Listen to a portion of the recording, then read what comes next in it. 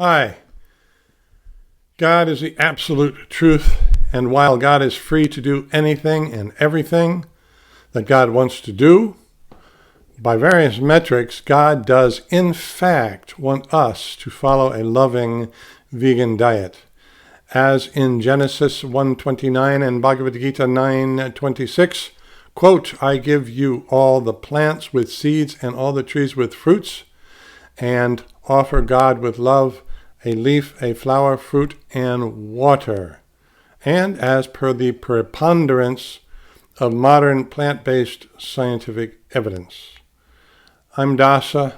If you like any ideas in this video, please give a thumbs up at any time. God is the source and the end of everything. God is perfect love and perfect beauty. Do you think perfect love and perfect beauty kills innocent animals, or in the case of material cows, that perfect, loving, and perfectly beautiful God wants us to keep innocent animals as Stockholm syndrome suffering, captive, gender-exploited female milk slaves? Stockholm syndrome, by the way, is when, as a defense mechanism, prisoners become supportive of, sympathetic to, and apparently even affectionate with their captors. All these feelings go away in due course of time when the captives are rescued and restored to their natural free state. Escaped or free cows, in other words, bovines owned by Hawaiian royalty, very quickly returned to their natural free and open roaming condition on the big island of Hawaii. They hid on the forest, and they still do hide on the forested slopes of the volcanoes and will run away or fight you when you approach them. There are many online internet articles about free roaming Hawaiian cows and bulls, but be warned, they are mostly written by non-vegans.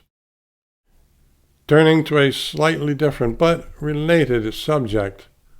Politically, in the material world, there is left and right. Without getting dragged down into that world, the point being made here is that we should take only the good from both sides, without feeling any party spirit or joining any party. Good here being defined as actions without negative reaction. The good from the conservative right is the self-supportive work ethic, along with traditional marriage, non-abortive morality, with acceptance of gender outliers, but without emphatical glorification. That means without emphasis. And the good from the liberal left side of the aisle is respect for all animals equally, manifest as a vegan diet. And a third and final related subject, how to fall into God's arms. We superficially think death is the problem, but only death is actually the solution, God's final eternal embrace. Our deepest inner heart's fulfillment is not to be found within this world of constant killing and disturbance of others. What we want, what we need, is a relationship with God, and we can't have the highest, deepest factual relationship with God if we disregard God's request of us in both Bhagavad Gita 9:26 and Genesis 1:29 to lovingly follow a vegan diet. At the present time, vegetarian diet is not enough.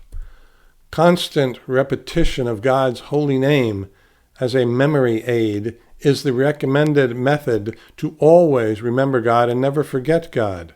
And because God is free and unbound, constant repetition of God's holy name is the only sure thing in eternity.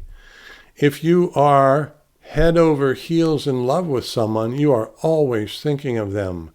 In today's godless civilization, constant repetition of God's holy name is the life-saving activity and can be done any time and any place. In the most humble position, one thinks that all restrictions and all requirements are for one's self and that all others are pure and free. So there is no force, only voluntary action. As always, please leave a positive comment, like and subscribe, and click on the little bell. And now, may God show you absolute truth and supreme beauty. Thank you very much.